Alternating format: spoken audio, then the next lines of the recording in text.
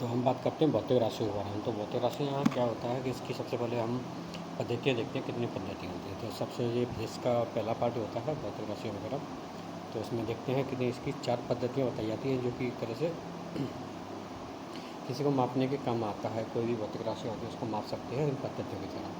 कौन कौन सी पद्धति होती है तो देखते हैं। पहले होती है CGS पद्धति। CGS पद्धति में इसमें लंबाई, मात्रक, समय वगैरह इनको जो होती है इनको क्या सेंटीमीटर, ग्राम और सेकंड में लगती है। मतलब लंबाई को सेंटीमीटर में, द्रव्यमान को ग्राम में और सेकंड को समय में। ठीक है। अब आगे चलते हैं कि आगे क्या करते हैं। तो आगे आप जैसे ही देखेंगे CGS पद्धति के बाद में फिर आती है दूसरी पद्धति से बोलते हैं FPS पद्धति से ब्रिटिश पद्धति भी बोलते हैं। तो इसमें क्या करते हैं, देखो उसमें दिखाता हूँ, लंबाई को सेंटीमीटर में दिखाता हूँ। तो यहाँ पे देखते हैं तो इसमें लंबाई क्या रहती है कि इसमें जो लंबाई रहेगी, तो देखिए इसमें लंबाई दे रखा, द्रव्यमान दे रखा, समय, 3 चीज़ें रही है, फुट, पॉइंट और सेकंड। यानी कि यहाँ पे सेंटीमीटर था, यहाँ पे लंबाई थी। लंबाई मतलब यहाँ पे उसमें केस में थी वो भी देख लेते हैं। ये देखिए आप अभी जो स्टेप में देखा था सेंटीमीटर, और दूसरा था इसमें ग्राम में, जो क्या था द्रव्यमान, और यहाँ पे आ गया पाउंड में। अब MKS पद्धति है, तो MKS पद्धति में आपने देखा होगा जैसे कि अलग अलग टाइप की रहती है। तो इसमें भी लंबाई, द्रव्यमान, समय इन तीनों को दिखाया, तो मीटर, किलोग्राम, सेकेंड में। अब एक समान पद्धति, ये पद्धति दे दी गई, लेकिन लोग अलग जगह की अलग अलग पद्धतियाँ थी, तो लोगों को वही समस्या होती थी। कोई मतलब यहाँ पे आया, यहाँ से कोई विदेश गया, तो जो मेजर करने में बड़ी प्रॉब्लम आती थी। तो उन्होंने क्या किया, 1960 में एक SI पद्धति आई, स्टैंडर्ड जैसे पद्धति बनते हैं, 1960 में आई। तो इसका मापतौल इसको मतलब समान पद्धति कहा जाता है। तो इसमें कुछ 7 मानक भौतिक राशियाँ निर्धारित की गई और उनका मात्रक निर्धारित किया गया, उनका संकेत। तो उनको, ये हमारी स्टैंडर्ड राशियाँ होती हैं, ये कहीं चेंज नहीं होती कभी किसी जगह। तो ये देखते हैं कौन कौन सी होती हैं। तो सबसे पहले बात करते हैं लंबाई। तो लंबाई में देखिए कि इसमें ये मीटर होता है, इसकी SI मूलक, और ये M से दर्शाया जाता है, हिंदी में मीटर लिखते हैं। द्रव्यमान होता है, द्रव्यमान को किलोग्राम में लिखते हैं। SI मात्रक मूल मात्रक होता है, और ये एक संकेत इसको kg या किलोग्राम में हिंदी में लिखते हैं। समय को सेकंड में, सेकंड S से या S से सेकंड हिंदी में लिख सकते हैं।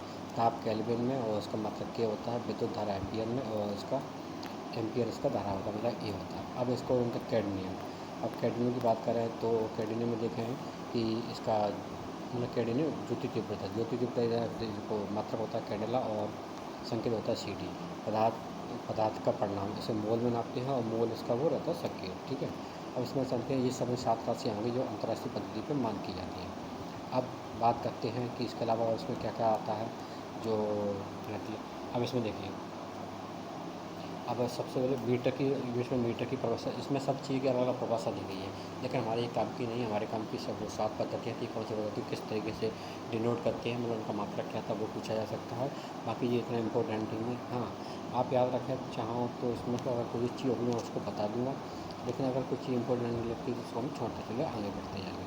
तो इसमें अभी मुझे कोई ऐसी चीज़, हाँ इसका अब ये देख सकते हैं, वो इसमें आयतन का देखा फॉर्मूला। तो भाई इसका फार्मूला ये लंबाई इनकी चौड़ाई होता है। तो हो सकता है पूछा जाए, लेकिन कह नहीं सकते, ना भी पूछा जाए, दोनों चाहिए।